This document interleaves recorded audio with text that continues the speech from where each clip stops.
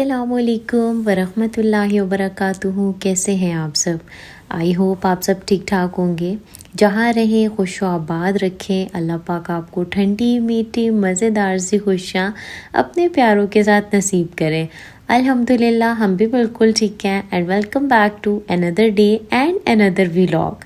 اچھا جی، یہ ولاگ ہو رہا ہے صبح صبح اسٹارٹ، اور بس میں ابھی بیڈنگ ٹھیک کر رہی تھی، کیونکہ میں کہتی ہوں سردیوں میں اگر آپ اپنا بیڈ بنا لو نا تو آپ کے ذہن سے آدھی ٹینشن تو ختم ہو جاتی ہے. گرمیوں میں تو 2 منٹ لگتے ہیں اور آپ کی بیڈ شیٹ ٹھیک ہو جاتی ہے، لیکن سردیوں میں آپ کو تھوڑا زیادہ ٹائم دینا پڑتا ہے، کیونکہ رضائی وغیرہ ٹھیک کرنا ایک بہت بڑا ٹاسک لگتا ہے مجھے تو. اچھا، یہ رضائی بھاری اتنی زیادہ ہے نا کہ اس کو اٹھا کے بیڈ کے اوپر رکھنا اتنا مشکل لگتا ہے مجھے. میرے تو بازوؤں میں درد ہو جاتی ہے، تو خیر بڑی مشکل سے اس کو میں اوپر دوبارہ سے رکھتی ہوں. کمرے میں جو چھوٹی موٹی اور چیزیں آگے پیچھے ہوتی ہیں رات کو، تو ان کو میں نے پھر سمیٹ کر رکھا. تھوڑی بہت ساتھ میں ڈسٹنگ بھی کر لی تھی، کیونکہ اتنی ڈسٹ آتی ہے نا اللہ کی پناہ. حالانکہ میں نے رات کو یہاں پر اچھی خاصی ڈسٹنگ کی، لیکن ابھی پھر صبح نا ہلکی ہلکی سی ڈسٹ اوپر آئی ہوئی تھی، تو میں نے بس جلدی سے ساری ڈسٹنگ کی، روم نیٹ اینڈ کلین کیا، اور اس کے بعد پھر مجھے ناشتہ بنانا تھا. اچھا، ہمارے یہاں آج کل پتہ ہے موسم کیا چل رہا ہے؟ ایسے جیسے کبھی خوشی کبھی غم والا. صبح صحیح مزیدار سی کڑکتی سی دھوپ ہوتی ہے، جس میں ہم بیٹھ کے ناشتہ واشتہ کر لیتے ہیں، ایزیلی تھوڑی دیر دھوپ لگوا لیتے ہیں.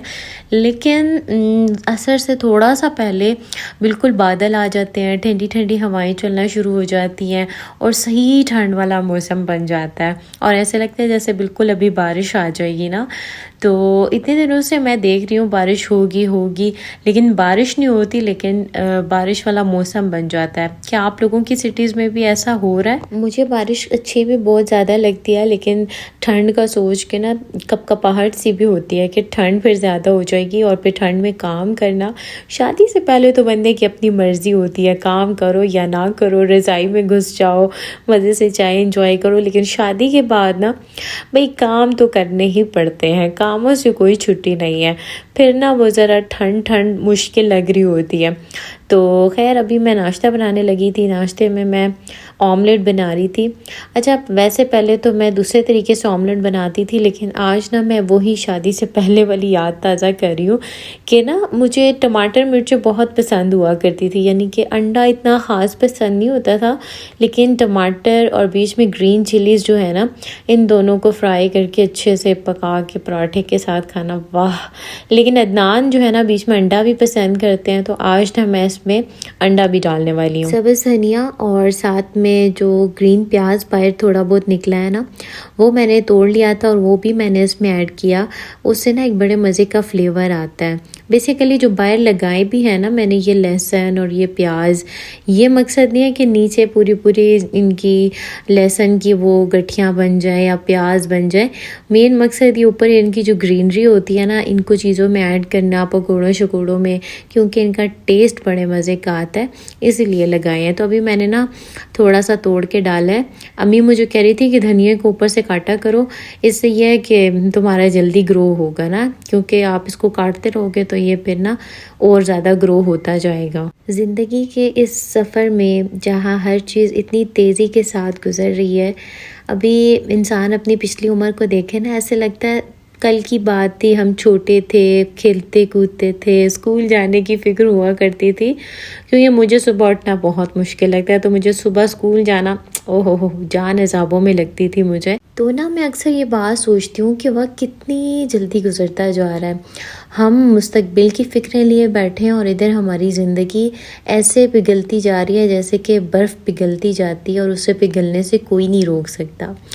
وہ حدیث مبارکہ کا مفہوم ہے نا کہ عنقریب ایسا دور آئے گا کہ وہ زمانہ ایسی تیزی سے گزرے گا کہ سال مہینوں میں گزریں گے، مہینے ہفتوں میں، اور ہفتے دنوں میں. تو وہی ٹائم آ گیا. مجھے تو ایسے ہی لگتا ہے، دن کا پتہ ہی نہیں چلتا کہاں سے نکلتا ہے اور کہاں غروب ہو جاتا ہے. تو کبھی کبھی نا میں بہت زیادہ پریشان ہو جاتی ہوں کہ موت کا تو کچھ بھی نہیں پتا. انسان جو ہے اس کو موت تو آنی ہی ہے، کیونکہ کل نفس ذائقۃ الموت، ہر جان نے موت کا مزہ چکھنا ہے. تو میں اکثر ارد گرد جب اتنی اموات دیکھتی ہوں نا تو میں کہتی ہوں پتہ نہیں کب ہمارا نمبر آ جائے، اور پھر یہ بات پریشان کرتی ہے کہ ہمارے پاس تو اتنے اعمال ہی نہیں ہیں کہ جو اپنے رب کو ہم راضی کر سکیں۔ صبح و شام اتنی نافرمانیاں کرتے ہیں اور اللہ پاک کی نافرمانی والے کام کرتے رہتے ہیں، تو اللہ پاک کو کیا منہ دکھائیں گے؟ اور وہ پیغمبر کہ جنہوں نے ہمارے لیے راتوں کو رو رو کے دعائیں مانگی کہ یا ربی امتی امتی، ہم ان کو کیا منہ دکھائیں گے کہ آپ ہمارے لیے اتنا روئے اور ہم نے آپ کی فرما برداری تک نہیں کی، آپ کے احکام کو پسے پش ڈال دیا۔ صحابہ کرام کے واقعات پڑھے نا تو ایمان بڑا تازہ ہوتا ہے۔ آج ابو دہدہ کے بارے میں پڑھی تھی میں، وہ صحابی رسول ہیں کہ جنہوں نے دنیا پر آخرت کو ترجیح دی، دنیا کی مال و دولت کی پرواہ نہیں کی، سب کچھ اللہ کے راستے میں دے دیا۔ ایک بار نا نبی پاک صلی اللہ علیہ وآلہ وسلم صحابہ کرام کے درمیان بیٹھے ہوئے تھے، محفل جمی ہوئی تھی کہ ایک یتیم نوجوان شکایت لیے نبی پاک کے پاس حاضر ہوا اور عرض کرنے لگا کہ اے اللہ کے رسول، میں اپنی کھجوروں کے درختوں کے ارد گرد دیوار تعمیر کروا رہا تھا، اور کرتے کرتے درمیان میں ہمسائے کا کھجور کا درخت بیچ میں آ گیا، تو میں نے اپنے ہمسائے سے کہا کہ یہ کھجور کا درخت تو میرے لیے چھوڑ دو تاکہ میں دیوار سیدھی بنا سکوں، لیکن میرے ہمسائے نے مجھے اس پیشکش پر انکار کر دیا۔ تو میں نے اسے مزید پیشکش کرتے ہوئے کہا کہ تم مجھے یہ بیچ دو، میں تم سے یہ خرید لیتا ہوں درخت تاکہ میری دیوار جو ہے وہ سیدھی طرح سے بن سکے، لیکن اس ہمسائے نوجوان نے میری اس پیشکش کو بھی ٹھکرا دیا۔ اب نبی پاک صلی اللہ علیہ وآلہ وسلم نے اس ہمسائے نوجوان کو بلایا اور اس نے تصدیق کی کہ واقعی میں ایسا ہی ہوا ہے۔ ہمارے آقا نے ارشاد فرمایا جس کا مفہوم کچھ یوں ہے کہ تم اپنی کھجور کا درخت اس نوجوان کے لیے چھوڑ دو یا پھر قیمت پر اسے فروخت کر دو، دونوں صورتوں میں سے کوئی ایک اپنا لو، لیکن اس ہمسایہ نوجوان نے اس بار پھر انکار کر دیا۔ پیارے آقا نے ایک بار پھر بات کو دہرایا کہ تم وہ درخت اس نوجوان کو فروخت کر کے پیسے بھی لے لو، اور اس کے بدلے تمہیں جنت میں بھی ایک ایسا درخت ملے گا جس کی طوالت میں سوار 100 سال تک چلتا رہے گا۔ مجلس میں جتنے بھی صحابی موجود تھے نا، سارے اس پیشکش کو سن کر دنگ رہ گئے اور اس آدمی کی قسمت پر رشک کرنے لگ گئے۔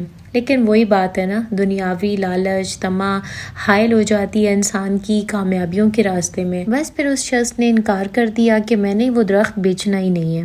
صحابیوں کے مجمع میں ابو دہدہ بھی موجود تھے، یہ بڑھ کر پیارے آقا کو کہنے لگے کہ یا رسول اللہ، اگر میں کسی طرح وہ کھجور کا درخت اس سے خرید کر اس نوجوان یتیم شخص کو دے دوں تو کیا مجھے وہ درخت ملے گا؟ تو نبی پاک نے کہا ہاں، کیوں نہیں ملے گا۔ بس وہ ابو دہدہ آگے بڑھے اور کھجور کے درخت کا جو مالک تھا اسے کہنے لگے کہ کیا تم میرے باغ کے بارے میں جانتے ہو؟ شخص کہنے لگا کہ کیوں نہیں، ابو دہدہ کے اس مشہور 600 کھجوروں کے درخت جس باغ میں ہے اس کو کون نہیں جانتا، مدینے میں ہر شخص جانتا ہے۔ وہ باغ کے جس کے درمیان میں محل تعمیر کیا گیا ہے، جس کے اندر میٹھے پانی کا کنواں ہے، اور اس باغ کی کھجوریں کھانے کے لیے جو کہ بہت اعلیٰ اقسام کی ہوتی ہیں تاجر بے قرار رہتے ہیں۔ ابو دہدہ نے کہا ہاں بالکل، میں اسی باغ کی بات کر رہا ہوں، تم میرا باغ لے لو اور وہ ایک کھجور کا درخت تم مجھے دے دو۔ اب وہ شخص حیران پریشان نہیں رہ گیا۔ بالآخر نبی پاک صلی اللہ علیہ وآلہ وسلم اور صحابہ کرام کی گواہی پر وہ باغ اس شخص کا ہو گیا اور وہ ایک کھجور کا درخت اس نوجوان یتیم شخص کا ہو گیا۔ اب ابو دہدہ خوشی سے نبی پاک کے پاس آئے اور سوال کرنے لگے کہ یا رسول اللہ، اب جنت میں میرا ایک درخت پکا ہو گیا نا؟ آپ صلی اللہ علیہ وآلہ وسلم نے فرمایا کہ نہیں۔